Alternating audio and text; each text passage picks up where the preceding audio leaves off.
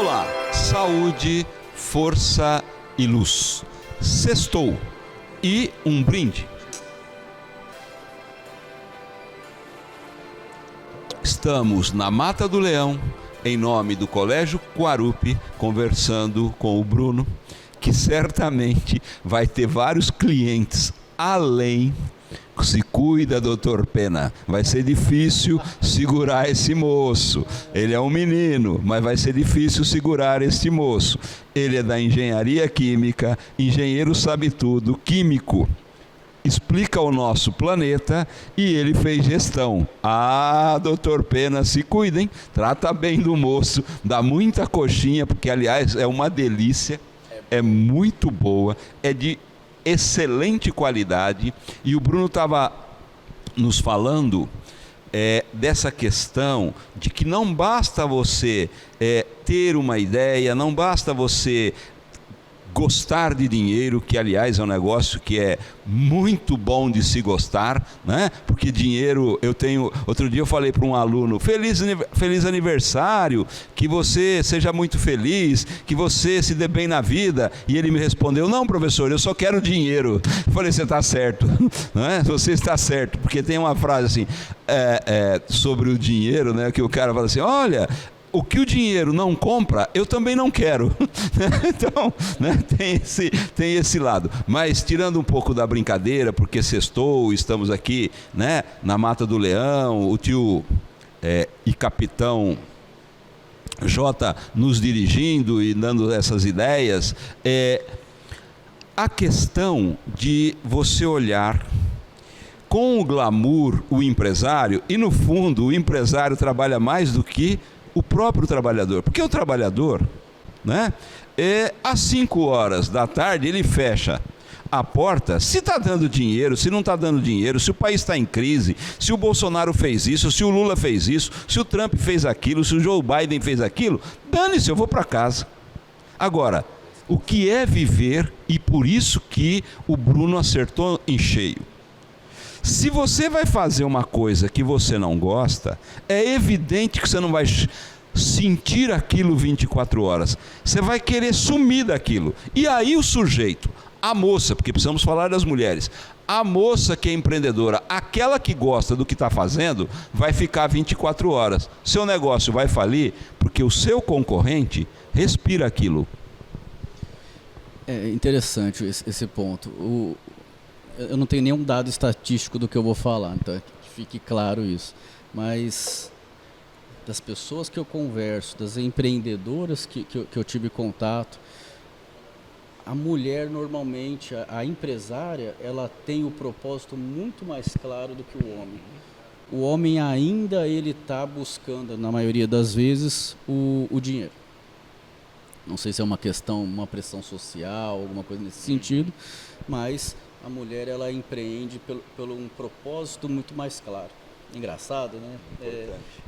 E você vê isso nítido na conversa com o empreendedor e com a empreendedora. Você vê que tem paixão, ela tá ali vivenciando aquilo, ela tá falando aquilo ali com um brilho no olho, né? É diferente. E aí, Egídio, o lance todo aí é não deixar com que o glamour te hipnotize. Né? É muito bonito, como eu falei, eu sou empresário, mas você tem que carregar a palavra empresário junto com o ônus dela, não só o bônus. Né? Quando você tem um propósito claro, como é esses casos que eu tô comentando, o você respirar a empresa o tempo inteiro, ele te ajuda em outras situações. O que são essas outras situações? Por exemplo, inovação. A gente ouve muito, né, por conta do Covid, a palavra inovação ela caiu na boca de todo mundo. E aí você vê algumas situações de propagandas de empresas, eu estou inovando. E a hora que você vai ver, não tem inovação nenhuma. Né? Ela está introduzindo algo na empresa dela que o mercado já faz há muito tempo. Eu vi, só para ilustrar, outro dia não, faz uns 2 meses aí, eu vi uma escola fazendo propaganda de inovação, a hora que foi ver, era EAD. Quantos anos existe o EAD? Então, calma lá, né? Não estraga a palavra inovação. Vamos começar assim, né? Cara, já estragaram a palavra gourmet, já estragaram a palavra empreendedor, que hoje é meio... Todo mundo é empreendedor. Todo mundo é empreendedor, né? Acho que as palavras elas se perdem justamente pelo mau uso, né? E a inovação ela está vindo, infelizmente, nesse mesmo sentido. Todo mundo começou a falar de inovação. E a inovação ela tem que ficar clara. O que é a inovação, né? A inovação ela é uma ideia que virou um modelo de negócio, né? E aquilo converteu em parte financeira, né? Uma ideia que vive por ideia, ela não é uma inovação. Ela tem que ter um retorno financeiro, ela tem que se justificar e principalmente ela tem que fazer sentido na vida do usuário que eu estou projetando aqui. Se eu fizer um projeto maravilhoso, tudo lindo, botou dinheiro, no final o usuário olhou para aquilo e falou, tá, para que serve isso? Não serviu de nada, né? Então ela tem que ter um sentido na vida do usuário, né? Essa questão da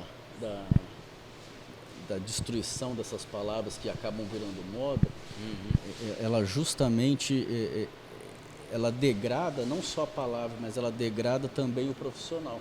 Sim. Eu venho aqui e começo a falar de inovação, sendo que uma pessoa que acabou de saber o que é inovação começou a palestrar por aí.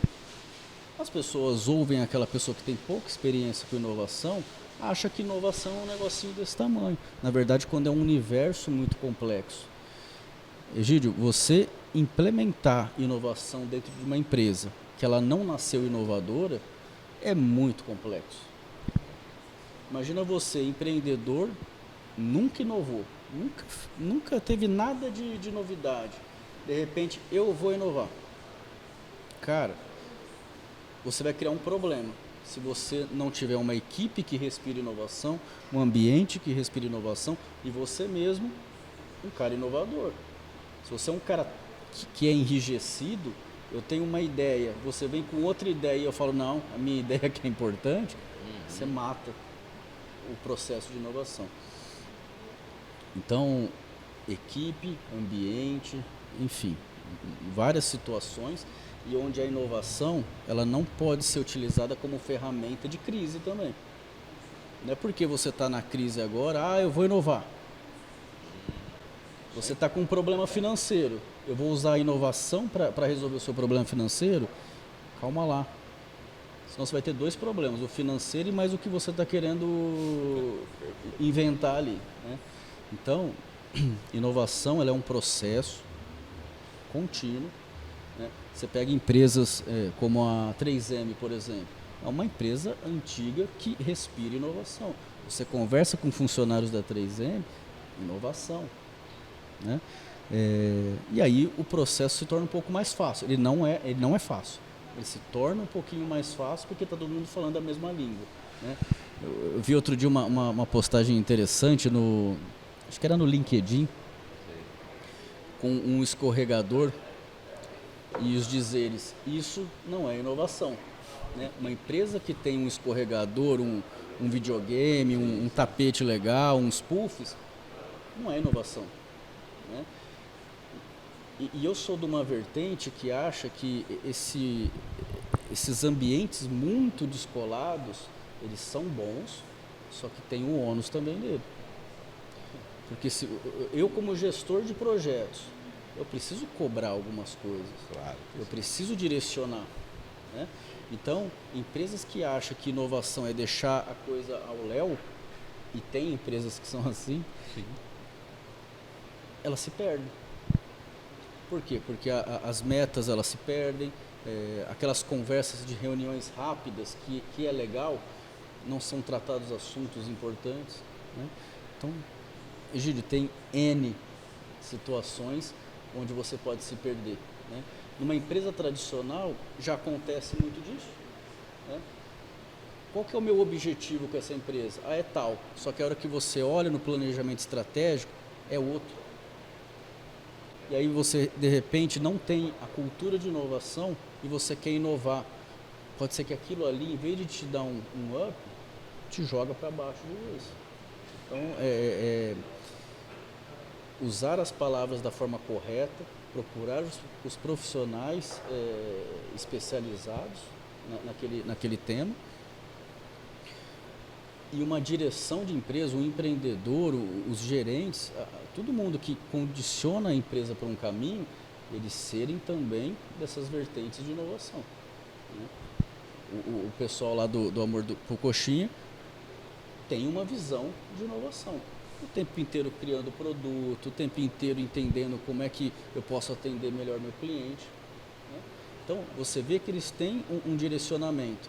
Então, o que a gente está fazendo lá agora é tornar os processos mais claros, para que cada um tenha a sua responsabilidade, cada um responda por cada ação, né? E que, num futuro próximo, eles estejam estruturados, vendendo bem já estão, né? Então, de uma maneira que aquilo ali, eu quero progredir no mercado de tal maneira, eu posso, eu olho para todo o meu cenário, eu falo, eu posso, eu não posso, é melhor esperar mais 6 meses, 1 ano. Então, estou misturando tudo, inovação, empreendedorismo. Tá perfeito. Eu que não tenho inteligência, estou entendendo, estou gostando muito. Toma um chopinho, toma um chopinho, né? Toma um chopinho, toma uma cerveja, que a cerveja é maravilhosa, né? Maravilhosa. E haverá um casamento dessa cerveja com harmonização, com amor por coxinha. Aliás, é o amor pelo país, é o amor pelo empreendedorismo, mas tem uma coisa espinhosa, que é a mão de obra. É muito difícil, parece que vocês se deram bem com uma escolha de um tipo de mão de obra, mas é muito difícil uma empresa, eu já vi funcionários quebrarem uma empresa, por melhor que seja a administração. O funcionário, né, ele tem 2 tipos, basicamente, né? O funcionário que veste a camisa da empresa e ele está, de forma verdadeira, preocupado com a empresa. Se a empresa está indo bem, se está indo mal, igual você falou assim, deu 5 horas, deu 6 horas, cai a caneta, a gente fala, né? Está escrevendo, para e vai embora. Se vendeu bem, se vendeu mal, não é problema meu, né? Esse funcionário, normalmente, ele faz as coisas batidinhas. Sim. Né? Então, se para a empresa naquele momento está tudo bem, está tudo bem. Tocou. Ele está fazendo a função dele correto? Tá, ótimo. Né? Agora, eu falo uma coisa, falava muito com o Denis, que era meu sócio. Existem 3 situações. 3 situações? São 3 situações. O funcionário ruim, na empresa ruim, não dá certo. Desculpa. O funcionário ruim na empresa boa não dá certo. A empresa ruim com o funcionário bom também não dá certo. O funcionário bom com a empresa boa dá certo. O que é uma empresa boa? Uma empresa justa, que paga tudo certinho, que não fica aprontando por aí, né? O que é o funcionário bom? É aquele que chega, executa o seu trabalho da forma melhor que ele consegue, né? Que veste a camisa, de fato, né? Você fala assim, poxa, se eu precisar desse funcionário que ele opere aqui a empresa num momento que faltou um funcionário e tal, é difícil encontrar esse profissional? É um pouco, tá? Porque da mesma forma que o empreendedor ele tem que ter paixão naquilo lá, o funcionário também precisa. Se ele está lá só por conta do dinheiro, é igual o empresário. Vai dar errado. Poxa, cara, você passa 1/3 pelo menos do seu dia ali, o outro 1/3 dormindo. Sim. Então é importante que você tenha uma ligação de propósito. Poxa, essa empresa ela visa tal coisa.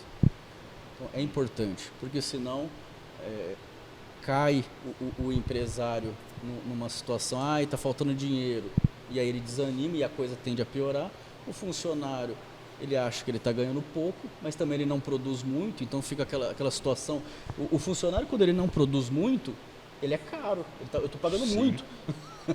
Só que na visão dele, ele está ganhando pouco.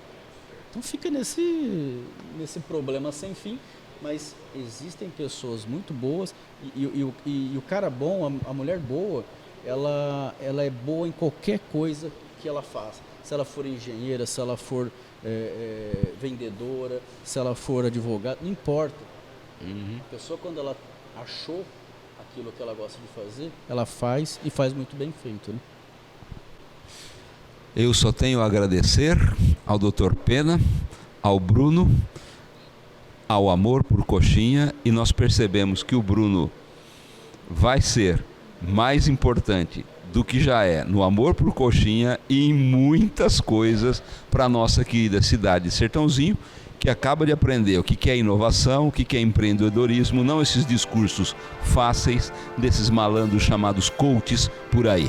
Né? Então, muitíssimo obrigado pela sua inteligência, muito obrigado pelo Dr. Pena e tudo de bom para o Amor de Coxinha e para você. Obrigado, viu? Um abraço, pessoal.